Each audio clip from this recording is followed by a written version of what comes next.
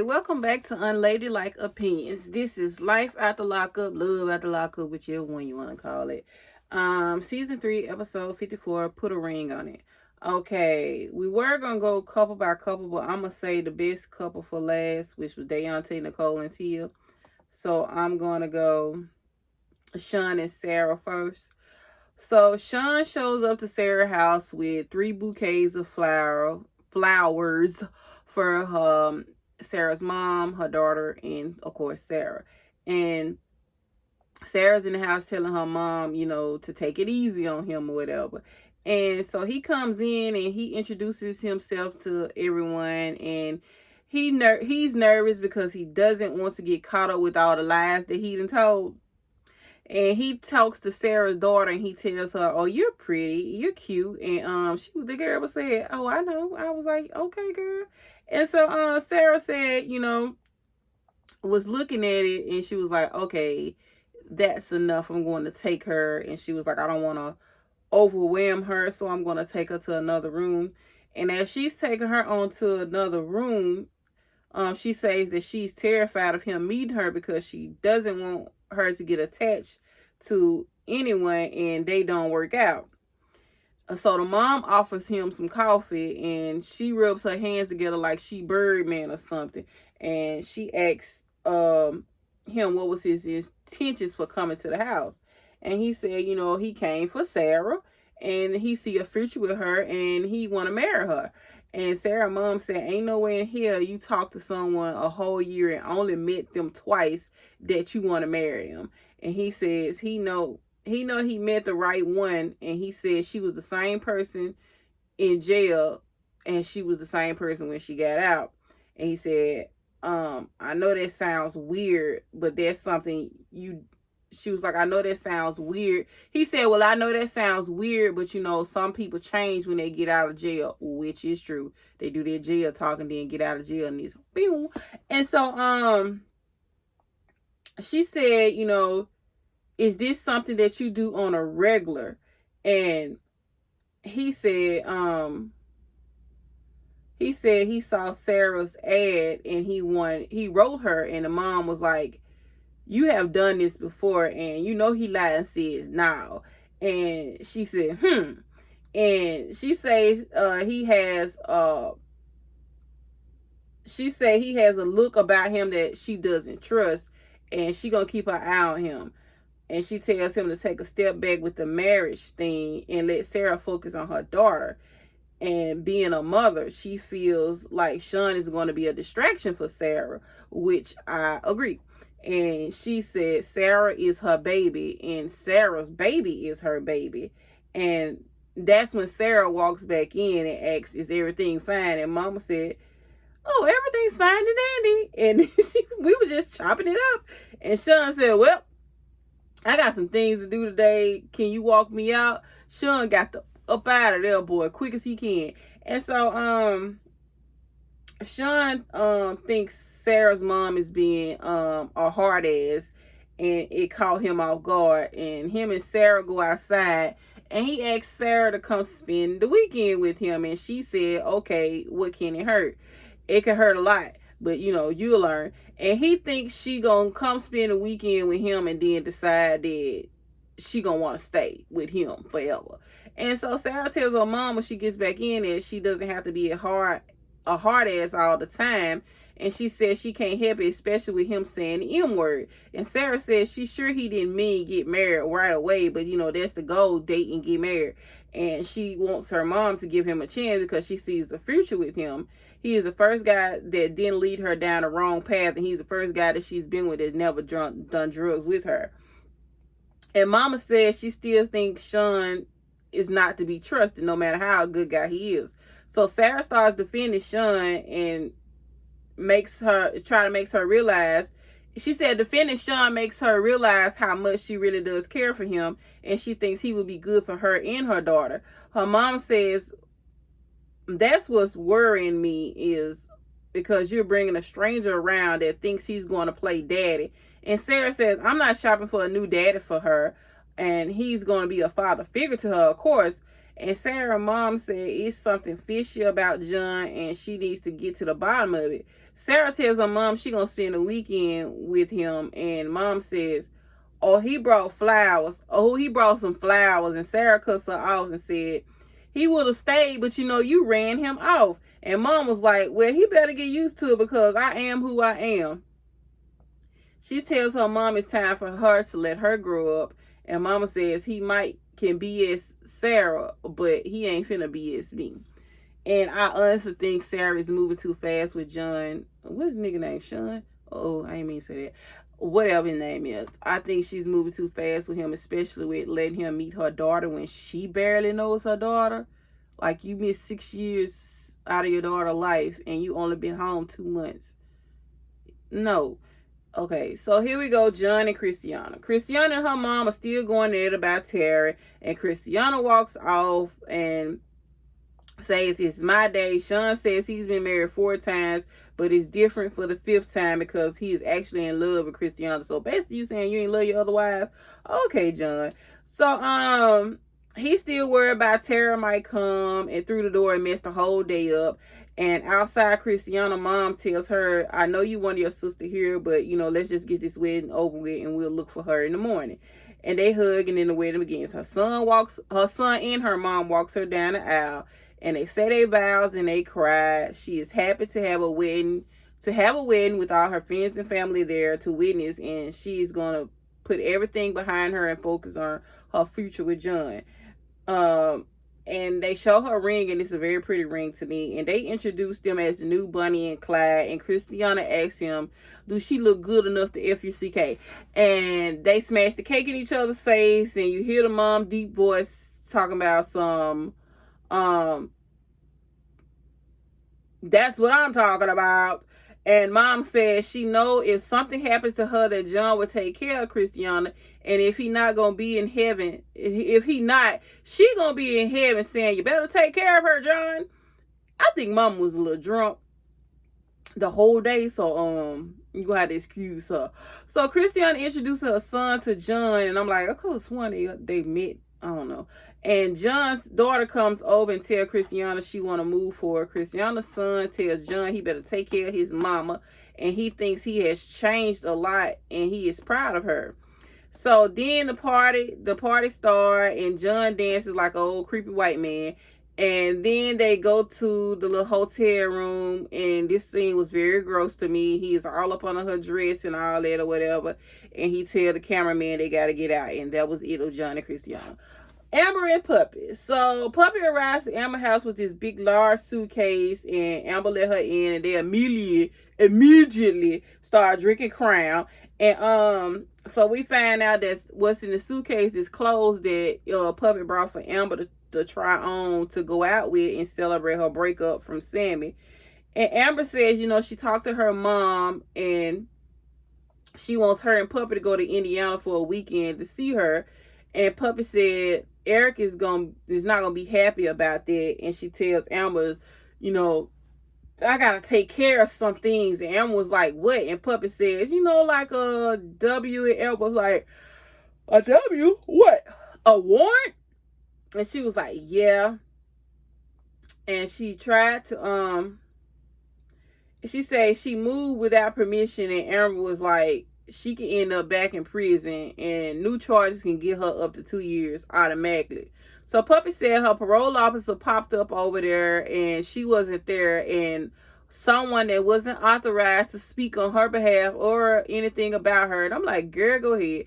And the neighbor is the one who told the probation officer that, yeah, she don't stay here no more. And she says she does live with her mom, but she stays with her boyfriend a lot. And Amber asked her what was she gonna do, and she said she didn't want to talk about it anymore. And Amber said, if she was on, this was her, she would have been on top of it. And as soon as she found out about it, she worries that Puppy is dragging her feet because she will run, because Puppy is the type that runs.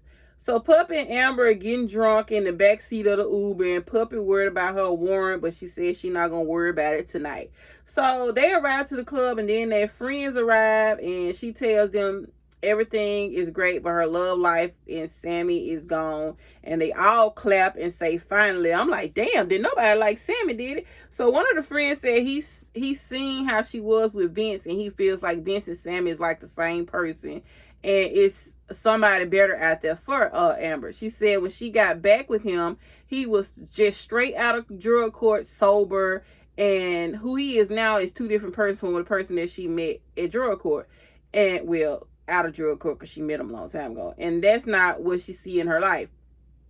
So then Puppy said, let's dance, and Amber gets up and gives Puppy a dance and kissing all on Puppy. But in her confessional, Puppy says she is unavailable right now and she not the one that Amber needs. But Amber looks hot and sexy, and she can't let her get the best of her. And Amber is stiff grinding on Puppy, trying to kiss her. And then she turned around and apologized for embarrassing her. So Amber likes to play with Puppy or whatever. So Puppy said Amber is playing mind games, and honestly, she thinks Amber is scared of Cootie Cat. And she said Amber is not gay, and she never loved her like she loves Sammy. And Amber is drunk as hell and wants Puppy to take her home and cuddle. And I'm like, okay. So Stan and Lisa. So Renata picks up Lisa, and they say they go several years without speaking, and whenever Lisa calls, Renata was like, I'm right there. So Lisa tells us that Renata used to date her brother, and she is like her best friend. And I'm like, okay. So Renata talking about Lisa hair looks good, and I'm like, okay, Renata delusional too. So now Lisa says she never been intimate with Renata, and Renata told her that she has fantasies about being with her. And I'm like, your brother girlfriend, ex-girlfriend, whatever, but ew.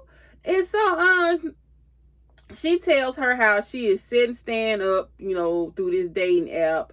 And she got a catfish account. And Renata said that Stan sounds like a total jerk. She reads out all the texts she asks him through the catfish account. I want to say she said she used the name Jennifer. I don't know. But,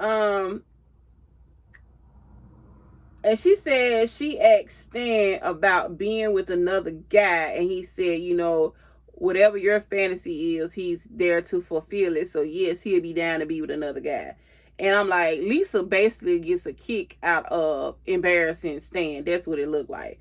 So Renata talking about no, he didn't, like they ain't over there trying to kitty click. And I'm like, girl, y'all go ahead. Then she asks Lisa why she been sitting on that info, what she plans to do with it. And Renata asks why she stays, and she says he has done a lot for me.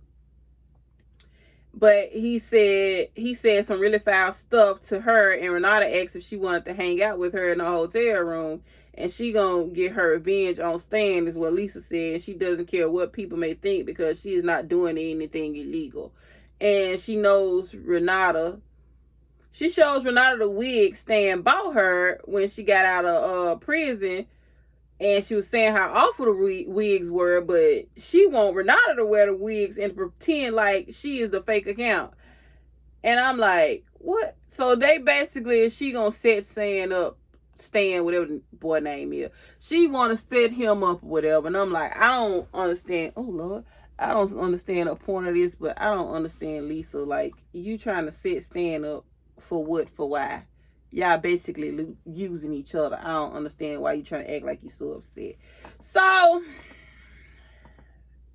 Deontay, Nicole, and Tia. Last but not least. Nicole meets up with Tia, and they somewhere on this little, I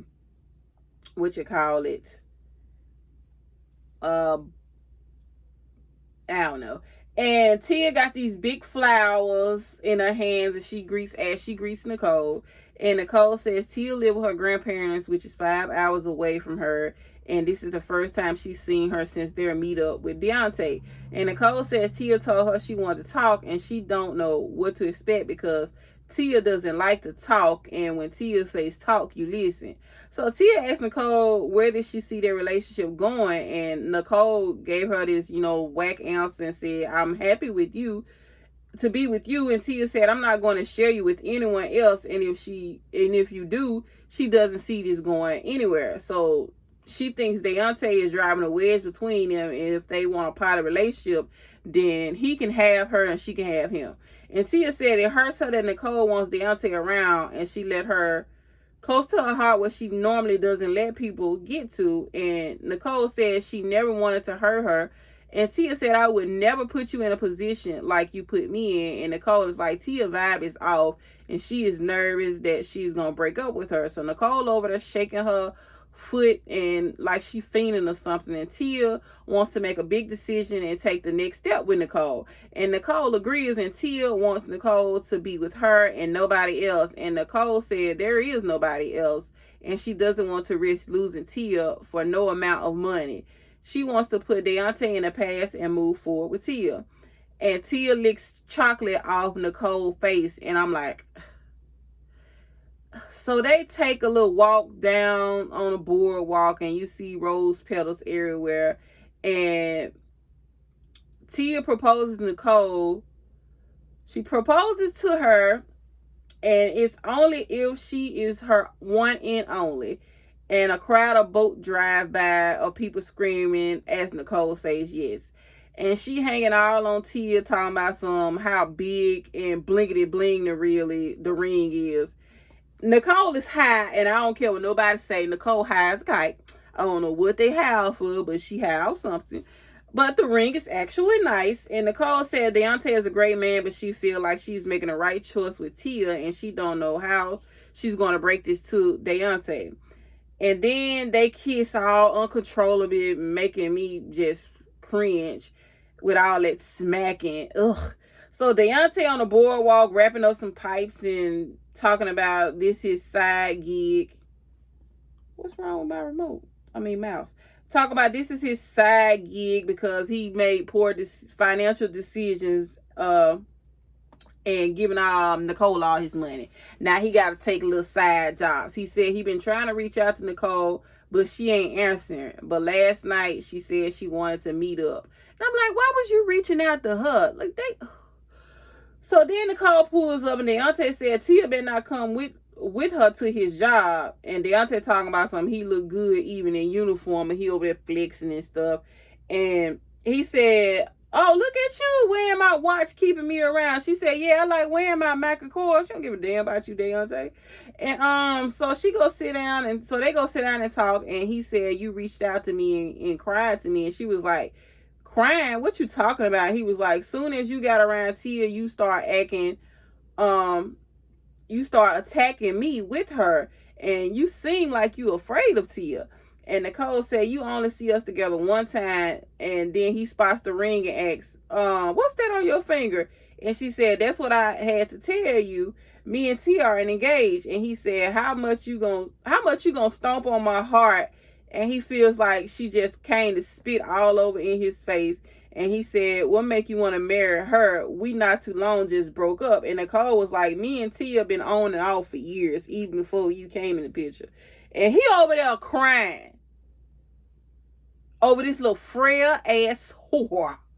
And I'm like, Deontay, now don't give that power. Like, don't give her that type of power. Like, what the hell? So she said she can't help who she loved, and he really thought it was going to be them together, and she said she thought the same. He said, nah, you ain't think that because you thought that we'll be together. And he tells her he going to get back to work, and she feels like she got closure. Deontay said that ish ain't going to work out. They too toxic for each other, and she going to be calling him in a few months, and he don't think him and Nicole will ever be over. And that was the end of the episode. And I don't know what, I can't remember. I gotta look it up. But I don't know what's happening next week, but hopefully it's something good because this episode a little or whatever. But that was my review of Life After Lockup. Like, comment, share, subscribe, and I will get back with you guys later. Bye.